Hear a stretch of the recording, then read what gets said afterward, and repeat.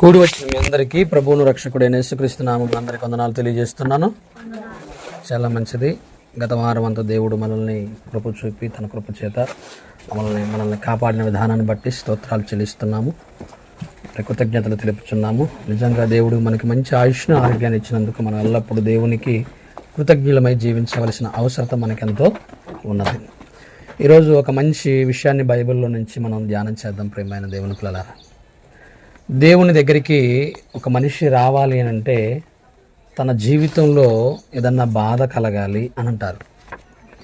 అంత సామాన్యంగా మనిషి ఈ లోకాన్ని విడిచి దేవుని దగ్గరికి రాడు. మనిషికి ఏదో ఒకవేళ ఒక కష్టం, ఒక శ్రమ, ఒక బాధ, తీరని బాధ వచ్చినప్పుడే దేవుణ్ణి ఆశ్రయిస్తాడు అనేది సహజంగా మనందరికీ తెలిసినటువంటి విషయమే. మనం కూడా ఒకనాడు మనకు కూడా చాలామంది చెప్పుంటారు దేవుడి గురించి.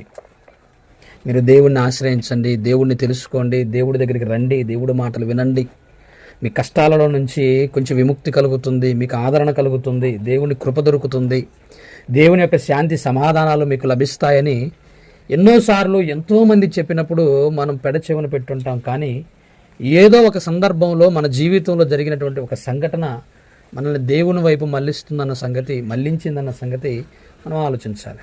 నిజమే. కానీ దేవుడి దగ్గరికి వచ్చిన తర్వాత కూడా మనకి కష్టాలు వచ్చాయనుకోండి, దేవుని దగ్గరికి వచ్చిన తర్వాత కూడా మనకి శ్రమలు వస్తున్నాయి అనుకోండి, దేవుని దగ్గరికి వచ్చిన తర్వాత కూడా మనకి వేదనలు ఎక్కువైతున్నాయి అనుకోండి, దేవుణ్ణి మనం మనస్ఫూర్తిగా, అదే పూర్ణ హృదయంతో పూర్ణ ఆత్మతో అంటారు కదా, అలా మనం దేవుని ప్రేమించినప్పటికీ మన దేహాలలో రోగాలు సంభవిస్తున్నాయి అనుకోండి, అప్పుడు మనలో కలిగేదేంటి? అవిశ్వాసం. నేను దేవుని మనస్ఫూర్తిగా ప్రేమించాను కదా, నేను దేవుని మనస్ఫూర్తిగా పూర్ణ హృదయంతో పూర్ణ ఆత్మతో ఆయనని సేవిస్తున్నాను కదా, నేను ఏది చేసినా దేవుడికి చక్కగా ఏ లోపం లేకుండా ప్రతి కార్యక్రమాన్ని చేస్తున్నాను కదా, అయినా నాకెందుకు ఇలాంటి శ్రమలు, వేదనలు నన్ను కృంగతీస్తున్నాయని మనకు అనిపించవచ్చు. ప్రియమైన దేవుని పిల్లలారా, అలా అనిపించి లోకంలో కలిసిపోయిన వాళ్ళు కోకొల్లలుగా ఉన్నారండి. కోకొల్లలుగా దేవుడి దగ్గరికి వచ్చారు, దేవుని వాక్యం విన్నారు, దేవునిలో బలపడుతున్నారు కొన్ని సంవత్సరాలు, కానీ వాళ్ళ శరీరంలో జరిగేటువంటి పరిణామాలు, అంటే రోగాలు సంభవించవచ్చు, లేకపోతే వాళ్ళ కుటుంబంలో వచ్చే సమస్యలు కావచ్చు, లేకపోతే ఇంకా ఏదైనాటువంటి వ్యాపారాలలో నష్టాలు కావచ్చు, అవి మనుషులని కృంగతీసి మరలా లోకంలోనే ఆనందం ఉంది, లోకంలోనే సంతోషం ఉంది, దేవునిలో ఏది లేదు, దేవుడు, మనం నమ్మిన దేవుడు ఒక భ్రమ అని అనుకుని లోకంలో కలిసిపోయిన వారు నిజంగా మనతో పాటు వచ్చిన వారిని మనం చూడగలం. దీన్ని బట్టి మనకి ఏమర్థం కావాలి అని అంటే, బైబిల్ నిజంగా పౌలు గారు తన జ్ఞానం, దేవుడి చేత పొందుకున్న తన జ్ఞానం చేత అద్భుతమైనటువంటి వర్తమానాలు రాయించాడండి. ఒక విషయం చూస్తే నాకు చాలా ఆశ్చర్యం అనిపించింది, అదొకసారి మనం చూద్దామండి. చూడండి ఒకసారి, ఎఫెసీయులకు రాసిన పత్రిక, అపోస్తలుడైనటువంటి పౌలు గారు ఎఫెసీ సంఘానికి పత్రిక రాస్తూ 3వ అధ్యాయము 13వ వచనాన్ని చూస్తే, 3వ అధ్యాయము 13వ వచనాన్ని మీరు చూడగలిగితే, ప్రియమైన దేవుని పిల్లలారా, కాబట్టి మీ నిమిత్తమై నాకు వచ్చిన శ్రమలు అన్నాడు. ఫస్ట్ మీ నిమిత్తమై నాకు వచ్చిన శ్రమలు. ఎఫెసీ సంఘం గురించి పౌలు గారికి శ్రమలు వచ్చాయా, లేకపోతే ఎఫెసీ సంఘంలో ఉన్న క్రైస్తవుల గురించి పౌలు గారికి బాధలు వచ్చాయా? ఎందుకు వచ్చాయి అని అంటే, నిజంగా ఒక సేవకుడు ఈ మాట మాట్లాడడం వెనకాల తన ఉద్దేశం ఏంటంటే, ఒక వ్యక్తిని రక్షించుకోవడానికి ఒక సేవకుడు పడే శ్రమలు మనకు జ్ఞాపకం రావాలి.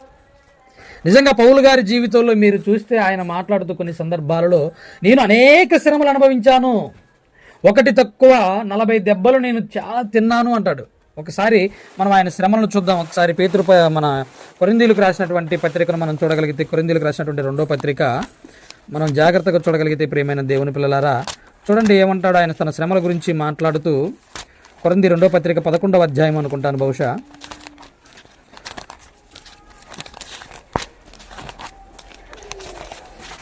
చూద్దాం, 11వ అధ్యాయము 23వ వచనం నుంచి చూద్దాం.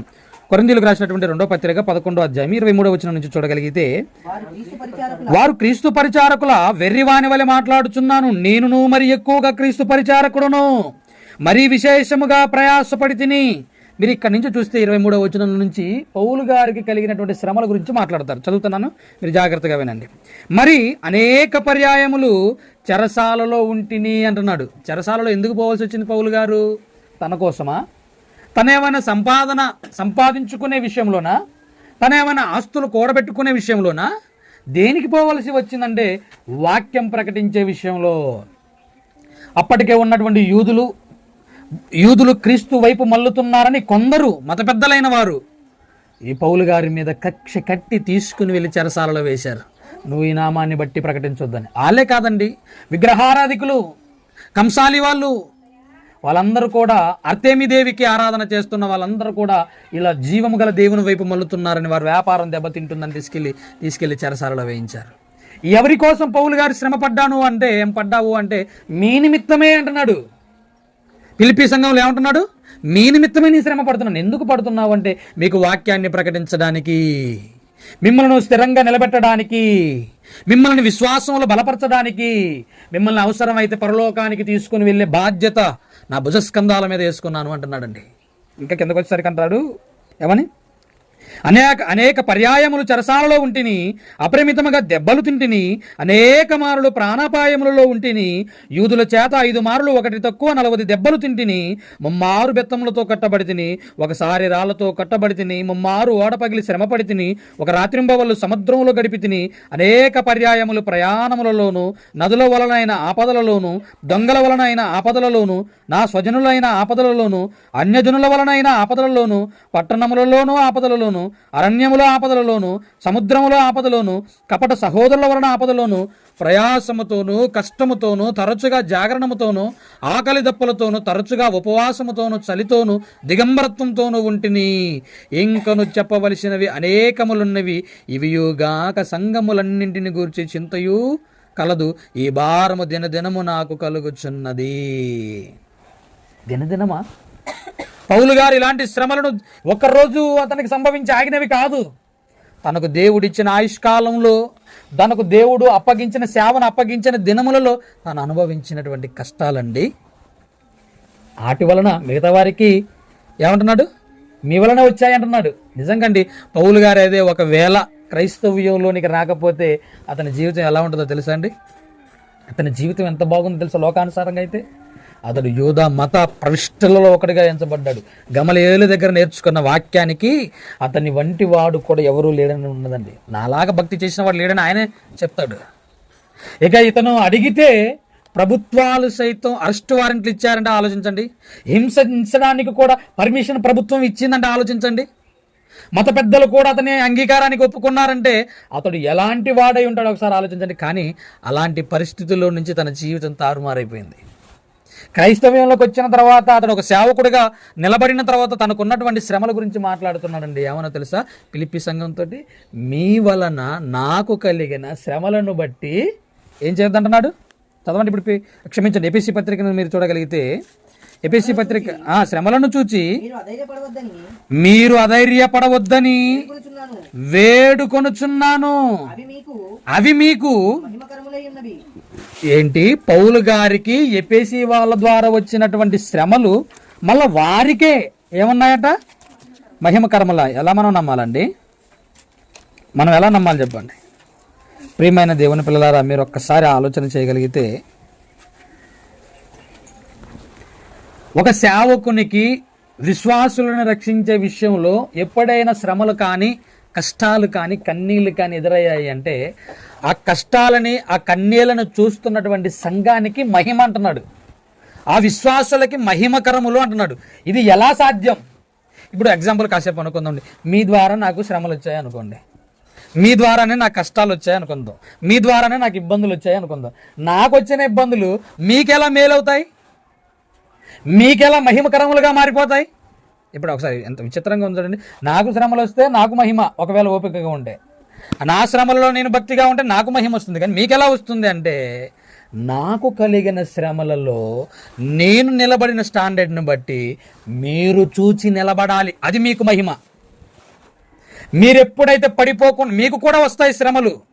మీకు శ్రమలు వచ్చినప్పుడు ముందుగా చూడవలసింది మీ ముందున్నటువంటి సేవకుని చూసి, ఇదిగో ఇలాంటి శ్రమ వచ్చినప్పుడు మా సేవకుడు ఎలాగైతే నిలబడ్డాడో, మా వలన కొన్ని ఇబ్బందులు పడినప్పుడు కూడా అతడు ఎలాగైతే ఓర్చుకున్నాడో, వాటిని బట్టి ఇప్పుడు నేను కూడా నా జీవితంలో కలుగుతున్న శ్రమలను ఏం చేయాలో తెలుసా?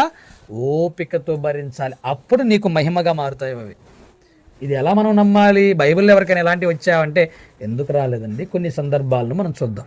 అసలు మన జీవితాలలో కూడా కొన్ని కష్టాలు, కొన్ని రోగాలు, కొన్ని ఇబ్బందులు, కొన్ని వ్యాధులు మనల్ని పీడిస్తూ ఉంటాయి. అవి తగ్గవు. ఏంటండి బాబు మాకు ఈ బాధ అని అనుకునే సమయం కనుక వస్తుంటాం. కొన్ని సందర్భాలు అయితే చచ్చినా బాగుండండి అని అనిపించే స్థాయికి వెళ్ళిపోతుంటాం మనం.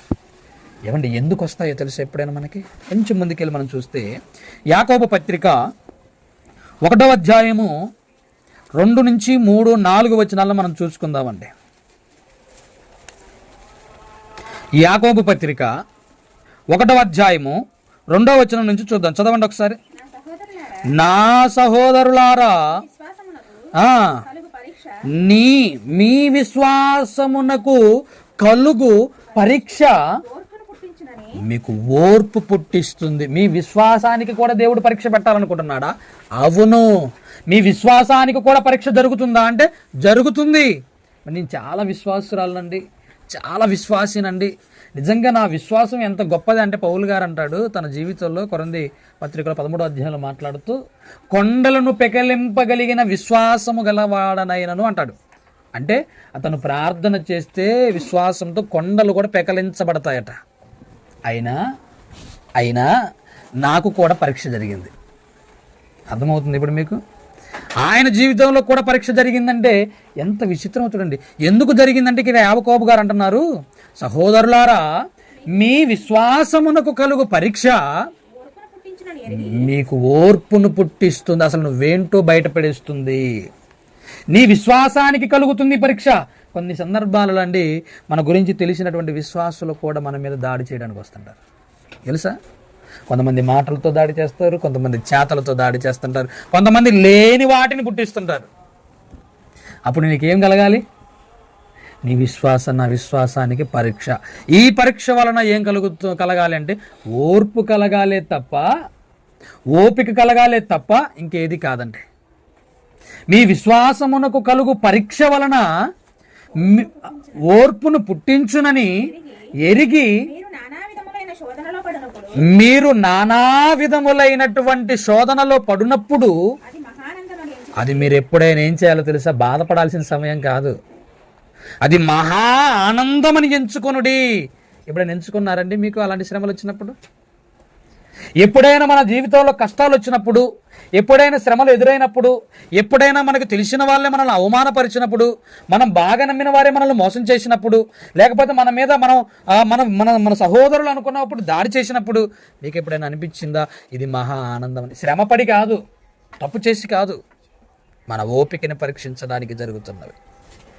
ఏమండి ఈ మధ్యకాలంలో ఒక ఆయన తనకు తెలియకుండానే సెకండ్ ఫ్యామిలీ పెట్టాడు. భార్యకు తెలియకుండా సెకండ్ ఫ్యామిలీ పెట్టాడండి. వాళ్ళు వచ్చి కొట్టారండి. ఇది శ్రమ విశ్వాసానికి కలిగే పరీక్ష? ఇది విశ్వాసానికి కలిగే పరీక్ష అంటారా? ఇప్పుడు నేనే ఉన్నానండి, ఏదో దొంగతనం చేశాను, వచ్చి నలుగురు కొట్టారు. దొంగతనం చేస్తే నలుగురు కొట్టారు. ఇప్పుడు విశ్వాసానికి పరీక్ష ఇది కాదు. విశ్వాసానికి పరీక్ష ఏది? విశ్వాసానికి నువ్వు భక్తిగా నీతిగా బ్రతుకుతున్నా కానీ నీ మీద కొన్ని జరుగుతాయి. దాడులు జరగచ్చు, శ్రమ కష్టాలు పడవచ్చు, ఏదో ఒకటి నీకు అనేక శ్రమలు అన్నారు చూడండి. అక్కడ అనేక శ్రమలు నీకు సంభవించవచ్చు. అది నీ పిల్లల ద్వారా, నీ భార్య ద్వారా, నీ తల్లిదండ్రుల ద్వారా, నీ కుటుంబం ద్వారా, నీ సంఘం ద్వారా, సేవకుని ద్వారా, విశ్వాసి ద్వారా ఎలాగైనా నీకు సంభవించవచ్చు. అప్పుడు ఆ కష్టంలో నువ్వు అప్పుడు మహా ఆనందం. ఎందుకంటే నువ్వేంటో, నీ ఓపిక ఏంటో, నీ సహనం ఏంటో బయటపడుస్తుంది. నిజంగా అండి ప్రియమైన దేవుని పిల్లలారా, క్రైస్తవుడుగా నీ విశ్వాసానికి జరిగే పరీక్ష. ఏమండి ఇలాంటి పరీక్ష ఎవరికి జరిగిందో తెలుసా? ఒక ప్రవక్తకి జరిగింది. ఒక ప్రవక్తకి. అసలు ఒకసారి ఆయన జీవితాన్ని మనం ఆ పరీక్ష చేసుకొని ముందుకు వద్దామని. ఎవరు ఆ ప్రవక్త అంటే ఎలీషా గారు. ఎవరైనా? ఎలీషా ప్రవక్త. ఈ ఎలీషా ప్రవక్త ఎవరంటే ఏలియా గారి శిష్యుడు, ఏలియా ప్రవక్త యొక్క శిష్యుడు అని గుర్తుపెట్టుకోండి. అలాంటి ఇతని జీవితంలో పరీక్ష జరిగిందా అంటే జరిగిందండి. ఇతని గురించి కాస్త మనం బైబిల్లోకి వెళ్ళి కొన్ని సందర్భాలను చూద్దాం. చూడండి, 2వ రాజుల గ్రంథము 2వ అధ్యాయము 14వ వచనాన్ని ముందుగా మనం జాగ్రత్తగా చూద్దాం. 2వ రాజుల గ్రంథము 2వ అధ్యాయము 14వ వచనాన్ని చూస్తే, అప్పటికి ఏలియా అంటే తన గురువు గారైనటువంటి ఏలియా ఆరోహణం అయిపోతాడు. అగ్నిరథములు వచ్చి ఆయన తీసుకొని వెళ్ళిపోతాయి. ఇది మనకు తెలుసు. తర్వాత ఏం జరిగిందో చెప్తున్నాడు. 2వ రాజుల గ్రంథము 2వ అధ్యాయం 14వ వచనం. అంటే ఏలియా గారు వెళ్ళిపోతాడు, ఆకాశంలో కొనిపోతాడు అగ్నిరథముల చేత. అప్పుడు దుప్పటి కింద పడిపోయింది. ఆ దుప్పటి తీసుకొని నీటి మీద కొట్టగా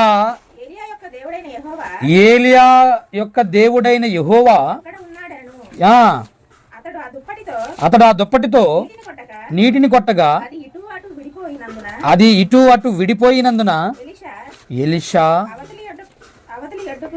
అవతలి ఒడ్డుకు వెళ్ళి నడిచిపోయాడు. అంటే అతని దగ్గర ఉన్నటువంటి పవర్ చూడండి ఎలా ఉందా.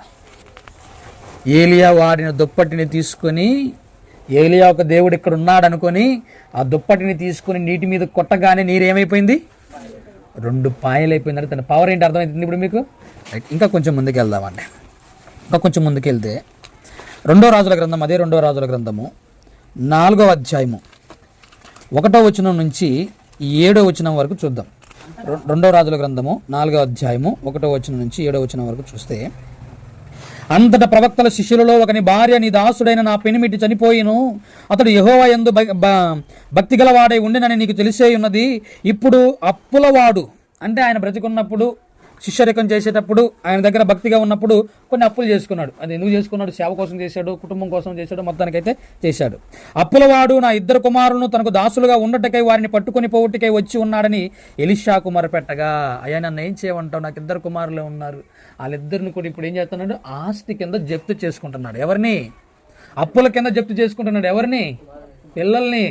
దాసులుగా అంటే ఇక వాళ్ళు ఉన్నంతకాలం ఆయన దగ్గర అప్పు తీరేంత వరకు ఆయనే పని చేయాలి. అనగానే ఇప్పుడు చూడండి, వచ్చి ఉన్నాడని ఎలీషాకు మొరపెట్టగా ఎలీషా, నా వలన నీకేమి కావాలను? నీ ఇంటిలో ఏమి ఉన్నదో అది నాకు తెలియజెప్పమనను. అందుకామె, నీ దాసురాలైన నా ఇంటిలో నూనె కుండ ఒకటి ఉన్నది, అది తప్ప మరి ఏమీ లేదనను. అతడు, నీవు బయటికి పోయి నీ ఇరుగు పొరుగు వారందరి యొద్ద దొరకగలిగిన వట్టి పాత్రలన్నింటినీ ఎరువు పుచ్చుకొనుము అన్నాడు. అంటే అప్పు తీసుకొచ్చుకోమ్మా, పాత్రలు, గిన్నెలు, తెపాలలు ఉంటే తెపాలలు, పెద్ద ఏమన్నా ఉంటే అవన్నీ తెచ్చుకొని నీ దగ్గర పెట్టుకో. అరువుగా తెచ్చుకో, మళ్ళీ ఇస్తానని అప్పుగా తెచ్చుకున్న తర్వాత అప్పుడు నీవు నీ ఇంటిలోనికి వచ్చి నీవును నీ కుమారులను లోపల నుండి తలుపు మూసి ఆ పాత్రలన్నింటిలో నూనె పోసి నిండినవి ఒక తట్టున ఉంచమని ఆమెతో సెలవేయగా, ఆమె అతని యొద్ద నుండి పోయి తాను కుమారులను లోపల నుండి తలుపు మూసి కుమారులు తెచ్చిన పాత్రలలో నూనె పోసెను. పాత్రలన్నీ నిండిన తర్వాత వారు ఇంకా పాత్రలు తెమ్మని ఆమె తన కుమారునితో చెప్పగా వాడు మరేమీ లేవని చెప్పెను. అంతలో నూనె నిలిచిపోయాను. వాళ్ళకు ఒక పాత్రలో నూనె ఉన్నది. ఈ పాత్ర తీసుకొని, ఆ నూనెన్న ఎంత పాత్ర అయితే ఉందో ఆ పాత్ర తీసుకొని అన్నింట్లోకి వంచును. అంతే. ఏమన్నాడు? ఊళ్ళో ఉన్నాయి మొత్తం తెచ్చుకో అని అన్నాడు. వాళ్ళు అడిగినవన్నీ తెచ్చుకున్నారని పెట్టుకున్నారు. ఇక అది వంచుతుంటే గిన్నెలు మొత్తం ఏమైపోతున్నాయి? వాళ్ళవి నిండిపోతున్నాయి. ఇంకా తీసుకురాపోరా బిడ్డ అంటే, అమ్మ అందరి తీసుకొచ్చాక లేవనగానే నూనె ఆగిపోయిందండి.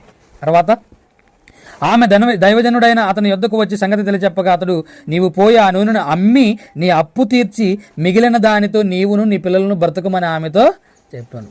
ఒక పరిష్కారాన్ని అయితే చూపించాడు దేవుడు. అప్పుల బాధలో ఉన్నారు, సమస్యల్లో ఉన్నారు. మనం ఎక్కడెక్కడో ఎవరెవరినో ఆశ్రయిస్తుంటాం, కానీ దేవుడికి మారు పెట్టుకుంటే దేవుడు తీరుస్తాడండి. కొన్ని సందర్భాల్లో ఆయన ఒక చక్కటి పరిష్కారాన్ని మన దగ్గర తీసుకుని వస్తాడు. నిజం. ఎలీషా చేసిన అద్భుతమా కాదా చెప్పండి. నెక్స్ట్ ఇప్పుడు ఎందుకు ఈ మాట చెప్తున్నానంటే, మొదటిగా ఇందాక మనం నీళ్ళను కొడితే నీళ్లు పోయాయి. ఇప్పుడు రెండవది నూనె అలా ఉంచమ్మా, గిన్నెలు మొత్తం నిండిపోతాయి, అప్పు తీర్చుకోమని చెప్తే అది జరిగింది. ఇంకొక విషయం చూద్దాం. ఇదే 2వ రాజుల గ్రంథం కొంచెం ముందుకెళ్ళి మనం చూడగలిగితే 5వ అధ్యాయంలోకి వెళ్ళి చూద్దాం. 5వ అధ్యాయము 19వ వచనాన్ని చూద్దాం. 5వ అధ్యాయము 19వ వచనం నుంచి చూడగలిగితే ఇక్కడ మనకి నయమాను, సిరియాలో ఉండే నయమాను కుష్ఠరోగితో ఉంటాడు.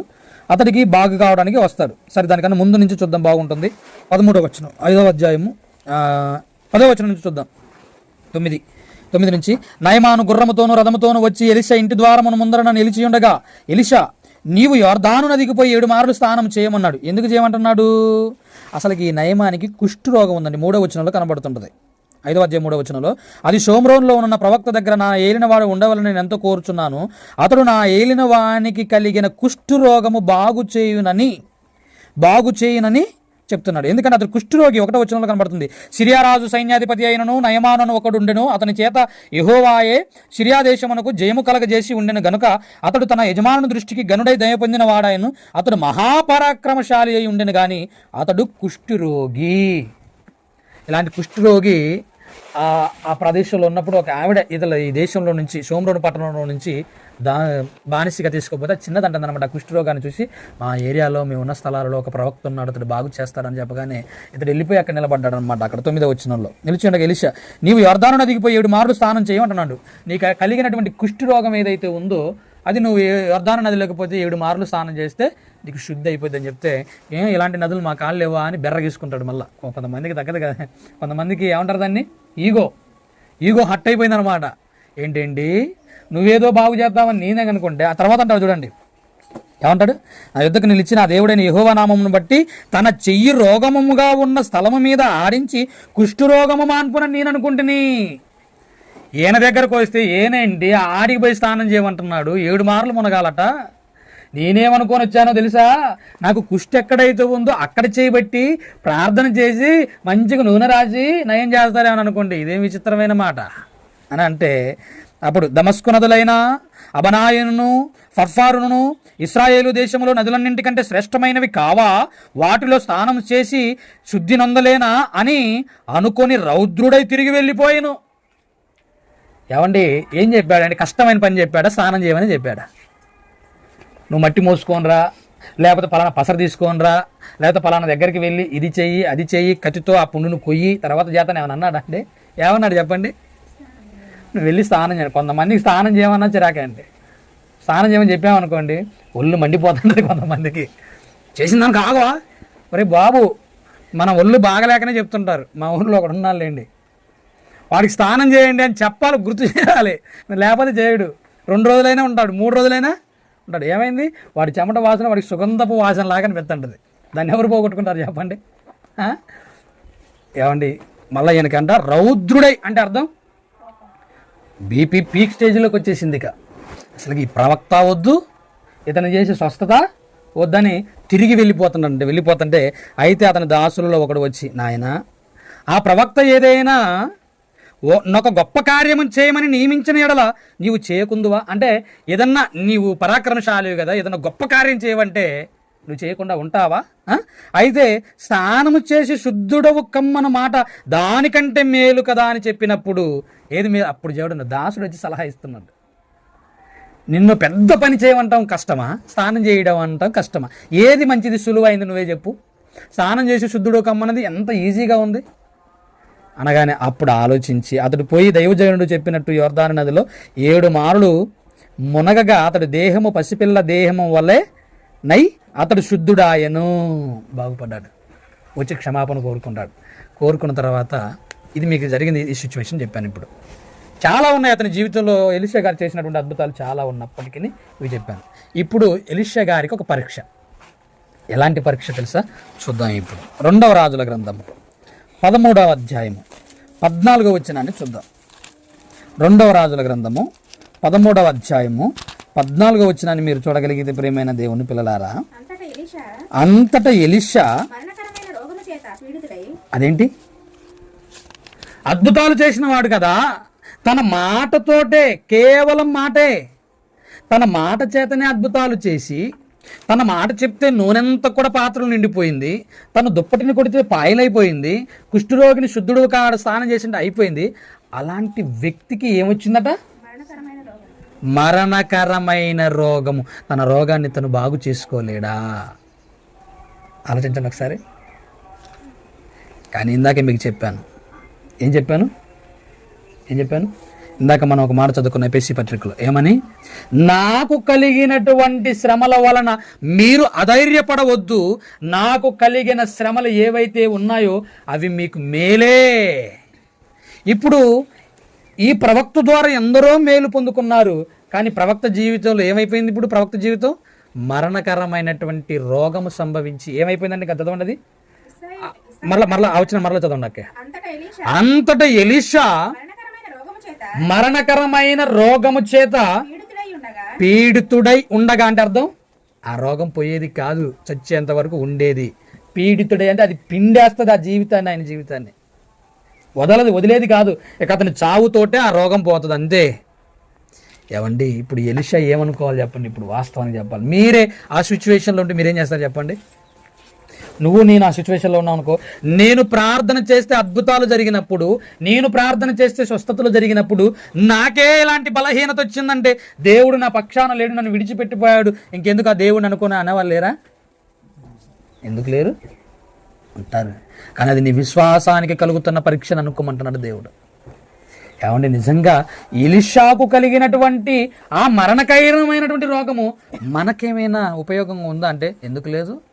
మనం అధైర్యపడొద్దని మనం కూడా దేవుని కార్యక్రమాల్లో ఎన్నోసార్లు ఎలా సహకరించామండి. మనకు లేనప్పుడు కూడా, లేని వాటిలో నుంచి సమృద్ధిగా ఉన్నప్పుడు ఇవ్వటం అంటే, సమృద్ధిగా ఉన్నప్పుడు అంటే అన్నీ ఉన్నప్పుడు వేరు ఇవ్వటం దేవునికి, అన్నీ పోయిన తర్వాత దేవుడికి ఇవ్వడం వేరు. అన్నీ ఉన్నప్పుడు ఇచ్చామంటే అది వేరు.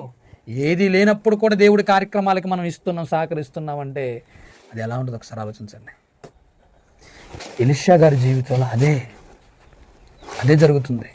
మన దేవుడి కార్యక్రమాలకి ఎన్నిటికో ఆయన ఆడుండి సపోర్ట్ చేసి దేవుడి తరపున నిలబడినటువంటి ఒక ప్రవక్త జీవితంలో మరణకరమైన రోగము చేత పీడింపబడమా? ఎందుకు వచ్చిందంటారు ఇతనికి ఈ రోగం? ఎందుకు వచ్చిందంటారు? ఎలీషా గారు బ్రతికున్నప్పుడు సరిగా ఆయన చెప్పినప్పుడు వినకపోవచ్చు చాలామంది. ఎలీషా గారు బ్రతికున్నప్పుడు ఆయన గురించి సరిగా చాలామందికి తెలియకపోవచ్చు. ఎలీషా గారు తన గురించి ఉన్నప్పుడు తన కుటుంబ సభ్యులకు ఆయన గురించి అర్థం కాకపోవచ్చేమో. కానీ ఎలీషా గారు చనిపోయిన తర్వాత ఒక అద్భుతం కూడా జరిగింది మరలా. దానికన్నా ముందు ఒక వచనాన్ని చదువుకొని ఇక్కడికి వద్దాం. అసలు ఎందుకు ఇలాంటి గొప్ప గొప్ప వారి జీవితాలలో కూడా ఆకస్మికమైనటువంటి మరణం సంభవిస్తుంది? ఇలాంటి వారి జీవితాలలో ఎందుకు రోగం సంభవిస్తుంది? ఎందుకు దేవుడి కోసం నమ్మకంగా బ్రతికే వారి కుటుంబాలలో కూడా శ్రమలు వస్తున్నాయి అని అంటే, ఇందాక మనం శ్రమలు ఎందుకు వస్తాయని చదువుకున్నాం? విశ్వాసానికి కలిగే పరీక్ష వలన. ఇప్పుడు రోగం ఎందుకు వచ్చిందో చూద్దాం. యోహాను సువార్త 11వ అధ్యాయము 4వ వచనాన్ని చూస్తే ఇక్కడ ఒక వ్యక్తి మనకు కనబడతాడు యోహాను సువార్తలో. అతడు లాజరు అనగానే మనకి ధనవంతుడి ఇంటి వాకిట పడి ఉన్న లాజరు కాదు ఇతడు మార్తా మరియల తమ్ముడు, సహోదరుడని ఉంది, తమ్ముడని కాదు, సహోదరుడని ఉంది. కనుక చూడండి అక్కడ ఏమని ఉంటుందో, యేసు అది విని ఈ వ్యాధి మరణము కొరకు వచ్చినది కాదు, కానీ దేవుని కుమారుడు దాని వలన, అతని వలన, దాని అంటే దాని అర్థం ఆ రోగము వలన దేవుని కుమారుడు మహిమపరచబడినట్లు దేవుని మహిమ కొరకు వచ్చినది. ఏంటండి? లాజరు కదా రోగంతో బాధపడేది, లాజరు కదా రోగంతో పీడింపబడేది, లాజరు కదా రోగంతో చచ్చిపోయేది. దాని వలన దేవుని కుమారుడు, దేవుడు ఎలా మహిమపరచబడతాడు? ఎప్పుడైనా ఆలోచించారా? అతడి మరణం వలన దేవుడు ఎలా మహిమపరచబడతాడు అంటే, ఒక రోగము ఒక వ్యక్తిని పరీక్షించడానికి జరుగుతుంది. ముందుగా ఆ పరీక్షలో అతడికి కలిగేటువంటి ఆ దేవుని కుమారుడికి మహిమ ఎలా జరుగుతుందంటే, ఇక్కడ మీరు లాజరు జీవితాన్ని చూస్తే ఆ రోగం వలన చచ్చిపోయాడు. 4 రోజులు అయితే చచ్చిపోయాడు. మరణకరమైన రోగమే వచ్చింది, చచ్చిపోయాడు. 4 రోజులు సమాధుల్లో ఉన్నాడు. ఇప్పుడు కబురు పెట్టారు, యేసుక్రీస్తు వారిని రమ్మని, చచ్చిపోయాడని. ఇంటికి వస్తున్నాడు. రాగానే మార్తా మరియలు ఏడుస్తున్నారు. నువ్వే ఇక్కడుంటే మా సహోదరుడు చచ్చిపోయేవాడు కాదు అని ఏడుస్తారు. అంటే నువ్వు ఉంటే చచ్చిపోయేవాడు కాదు, నువ్వు లేకపోతే చచ్చిపోయాడు, నువ్వు వచ్చినా లాభం లేదు అని ఏడుతున్నారు వాళ్ళు. ఏమండి అక్కడ ఆ సందర్భం చూస్తే మీరు యేసుక్రీస్తు వారు ఏడుస్తారండి అక్కడ కన్నీళ్ళు. ఎందుకంటే అసలు దేవుడి క్రియలు అంటే ఏంటో అర్థం కాదు వాళ్ళకి. అప్పుడు 4 రోజుల్లో ఉన్నటువంటి లాజర్ని, సమాధిలో ఉన్న లాజరు బయటికి రా అనగానే అతడు బయటికి వస్తాడండి. ఇప్పుడు 4 రోజులు చచ్చిపోయి సమాధిలో ఉండి వాసన కొడుతున్న వ్యక్తిని దేవుని కుమారుడు బయటికి రా అనగానే అతడు ఆ వస్త్రాలతోటి, ప్రేత వస్త్రాలతోటి బయటకు వచ్చాడని రాయబడింది. బ్రతికాడని ఉంటుంది, వాళ్ళతో సంచరించాడని ఉంటుంది. ఇప్పుడు దేవునికి మహిమ వచ్చిందా రాలేదా? చచ్చిపోయిన వాడు లేపబడడం అంటే, లేపబడడం ఒక వ్యక్తి, అసలు లేపిన ఆయన ఎవర్రా బాబు? యేసుక్రీస్తు వారట. నజరేయుడైన యేసట. దేవుని కుమారుడికి మహిమ. మరి నీకు నాకు కలుగుతున్నటువంటి వాటి వలన దేవునికి ఎప్పుడైనా మహిమ కలిగిందా? ఎలా కలుగుతుంది? ఇప్పుడు ఎలీషా గారి దగ్గరికి వెళ్దాం. మరణకరమైన రోగము చేత పీడింపబడుతున్నాడు, అది దేవునికి మహిమ ఎలా వస్తుంది అంటే, ఆ మరణకరమైన రోగంతో పీడింపబడినప్పటికీ దేవునిని విడిచిపెట్టకుండా బ్రతకడం ఒక ఎత్తు అయితే, తను చెప్పిన సూచక్రియలు జరుగుతున్నా అధైర్యపడకుండా దేవుల్లో ఉండడం రెండో పని. తను సూచక్రియలు చేస్తున్నాడు కానీ తనకు తాను స్వస్థత చేసుకోలేకపోతున్నాడు. కానీ అలాంటప్పుడు ఎప్పుడు కూడా దేవుడి మీద అతడు అవిశ్వాసిగా బ్రతకలేదండి ఎలీషా. ఎలా బ్రతికాడంటే దేవుడి కోసమే బ్రతికాడు. అప్పుడు నిజంగా దాని వలన మనకి ఇప్పుడు ఈ సందర్భాలను చూస్తే మనకేమనిపిస్తుంటుంది? మనం మేలు చేసినా కొన్ని సందర్భాల్లో కీడు అనుభవించాల్సి వస్తుంది. మనం మేలు చేసినా దేవుడి దగ్గరికి నమ్మకంగా బ్రతికినా మన జీవితంలో కూడా కొన్ని రోగాలు సంభవిస్తాయి. కొన్ని తగ్గని రోగాలు, మరణం వరకు ఉండే రోగాలు వస్తుంటాయి. అయినా మనం దేవుడిని విడిచిపెట్టకూడదు, దేవుడి కోసం బ్రతకాలి, ప్రయాసపడాలి, కష్టపడాలి అని ఒక సూచన మనకు తెలియజేయట్లేదు ఎలీషా జీవితం. ఏవండి, ఇదే ఎలీషా జీవితాన్ని చూస్తే మీరు అదే 13వ అధ్యాయం కదండి, 20వ వచనం చూడండి. 20వ వచనం, చచ్చిపోతాడండి ఎలీషా గారు. తర్వాత ఎలీషా మృతి పొందగా, అంటే చచ్చిపోయాడు, ఆయన రోగంతో చచ్చిపోయాడు. మృతి పొందగా వారు అతనిని సమాధిలో ఉంచిరి. 1 సంవత్సరం గడిచిపోయింది, చచ్చిపోయి. సంవత్సరం తర్వాత ఏముంటాయండి సమాధులలో? ఏముంటాయి? ఎముకలు తప్ప ఏముండవు, అంతే కదా. కాలిస్తే బూడిదైపోతాయి, మట్టిలో పెడితే ఎముకలు ఉంటాయి, చర్మం అంతా కుళ్ళిపోతుంది. Okay, right. మోయాబీయుల సైన్యము ఆ దేశం మీదకి వచ్చినప్పుడు కొందరైతే ఏం చేశారంటే, ఒక చచ్చిపోతే శవమును పాతి పెట్టాలంటే మళ్ళీ గుంట తీశారు. ఎక్కడ తీశారు వీళ్ళు? ఎలీషా గారిని సమాధి చేసిన దగ్గరనే వీరు గుంట తీశారు. కానీ అదని తెలియదు, పక్కన తీసి ఉండొచ్చు బహుశా, కొంచెం అటు ఇటుగా. అవునా కదా? తీయగానే అయితే సైన్యములకు భయపడి సమాధిలో ఉంచగా ఎప్పుడైతే ఆ సమాధిలోనికి దించిన ఆ శవము ఎలీషా శల్యములు అంటే ఎముకలకు తగిలినప్పుడు అది తిరిగి బ్రతికి కాళ్ళు మోపి నిలిచెను. ఇప్పుడు చూడండి ఎలీషా యొక్క పవర్ ఏంటి అర్థమైంది ఇప్పుడు మీకు. ఎలీషాకి చచ్చిపోయిన తర్వాత కూడా, అతడు చచ్చిపోయి సంవత్సరమైన ఎముకలకు ఒక శవం తగిలితే లేచి నిలబడిందంటే, బతికిందంటే ఎలీషా పవర్ ఏంటో తెలుసా? అర్థమైంది ఇప్పుడు మీకు. ఒరే, చచ్చిపోయినా నా పవర్ ఏమీ తగ్గలేదు. ఎముకలకు తగిలి లేచిందంటే, కానీ ఆయన జీవితంలో ఏంటంటే మరణకరమైన రోగంతో చచ్చిపోయాడు. ఏమండి, ప్రవీణ్ పగడాల గారని మీరు తెలిసి మధ్యకాలంలో చచ్చిపోయినటువంటి ఒక సేవకులు, దైవజనులు. అతడు బ్రతికున్నప్పుడు ఎన్నో డిబేట్లు రక్షణ ఛానల్లో చేశాడండి. అతడు ఎంత చెప్పినా ఏ క్రైస్తవులు కూడా సరిగ్గా వినలేదు, పట్టించుకోలేదు. చచ్చిపోయిన తర్వాత కామెంట్లు నేను చూస్తుంటాను. అంటే అప్పుడప్పుడు ఆయన మాట్లాడిన మాటలకి, ఏమండి బ్రతికున్నప్పుడు ఏ ఒక్కరోజు మీ మాటలు వినలేకపోయాం, చచ్చిపోయిన తర్వాత మేము చేస్తున్నాం, ఎంత గొప్ప వ్యక్తిని మేము కోల్పోయామా అని. కొంతమంది జీవితాలు అండి, బ్రతికున్నప్పుడు వారి విలువ ఏమాత్రం తెలియదు. అసలు శవము లేచి నిలబడటం అంటే ఎంత, అసలు ఇంకెవరి జీవితంలో కనబడదండి ఈ అద్భుతం. ఆయనకి మాత్రమే ఇది వర్తించింది. అంటే మీకు ఎందుకు ఈ మాట చెప్తున్నానంటే, ఆయన దేవునిలో బ్రతికిన విధానం అలాంటిది. దాని ద్వారా దేవునికి మహిమ వచ్చిందా రాలేదా? ఎలా వచ్చింది దేవుడికి మహిమ? ఎలీషా బ్రతికిన బ్రతుకును జ్ఞాపకం తెచ్చుకుంటారు. ఇప్పుడు ఆయన బ్రతికి తిరిగి వెళ్ళిపోయాడు అనుకోండి, ఊళ్ళోకి వెళ్ళిపోయాడు అనుకోండి, ఎలా బ్రతికావు, నువ్వు చచ్చిపోయావు కదా, మేళ తాళాలతో మిమ్మల్ని తీసుకెళ్ళాం కదా, బొంద పెట్టాం కదా, అక్కడ తీసుకెళ్ళిన తర్వాత నువ్వు ఎలా లేచావు అంటే ఏం చెప్తారు చెప్పండి? ఎలీషాకి ఎముకలకి తగిలి లేచాడు. ఎలీషా ఎవరు? దేవుడి కోసం బ్రతికిన గొప్ప దైవజనుడు. ఎంతగా ఎలీషా నమ్మిన దేవుడు ఎవరు? యెహోవా, ఆ జీవం గల దేవుడు. అబ్బబ్బబ్బబ్బబ్బా, నిజంగానే మన జీవితంలో ఎలా ఉంటున్నాం మనం? మన జీవితంలో కూడా మరణకరమైనటువంటి వ్యాధులు సంభవిస్తుంటాయి. దేవుడి కోసం ఉండగలుగుతున్నామా? త్రోవ తప్పిపోతున్నామా? కొన్ని మన జీవితంలో మన విశ్వాసాన్ని పరీక్షించడానికి మన చుట్టూ శ్రమలు మనల్ని ఎలా బిగించేస్తాయో తెలుసా? మరణం తప్ప ఇంకొక అవకాశం లేదన్నట్టుగా బిగించేస్తాయి. అలాంటి సమయాలలో కూడా నేను చచ్చిన బ్రతికిన దేవుడి కోసమే అని నిర్ణయం తీసుకునేలాగా మనం ఉండగలిగేటువంటి ధైర్యం కలిగి ఉంటున్నామా? మరణకరమైన రోగాలే కాదు, మరణకరమైనటువంటి శ్రమలే మన జీవితంలో వచ్చినా మనం దేవుడి కోసం బ్రతకాలి. చివరికి ఒక మాట చూసుకొని మన ముగింపులోనికి వెళ్ళిపోదామండి. పేతురు గారు రాసినటువంటి మొదటి పత్రిక 4వ అధ్యాయము 19వ వచనాన్ని చూడండి ఒకసారి. పేతురు గారు రాసినటువంటి మొదటి పత్రిక 4వ అధ్యాయము 19వ వచనాన్ని మీరు చూడగలిగితే, ప్రియమైన దేవుని పిల్లలారా, కాబట్టి దేవుని చిత్త ప్రకారము బాధపడువారు. దేవుని చిత్త ప్రకారం అంటే మీరేమి కీడు చేయలేదు, మీరేమి సమస్యను కలగజేయలేదు, అయినా మీ జీవితాలలో కొన్ని శ్రమలు వచ్చేసాయి. అదే అంటున్నాడు, దేవుని చిత్త ప్రకారము బాధపడువారు సత్ప్రవర్తన గలవారై నమ్మకమైనటువంటి సృష్టికర్తకు తమ ఆత్మలను అప్పగించుకొనవలెను.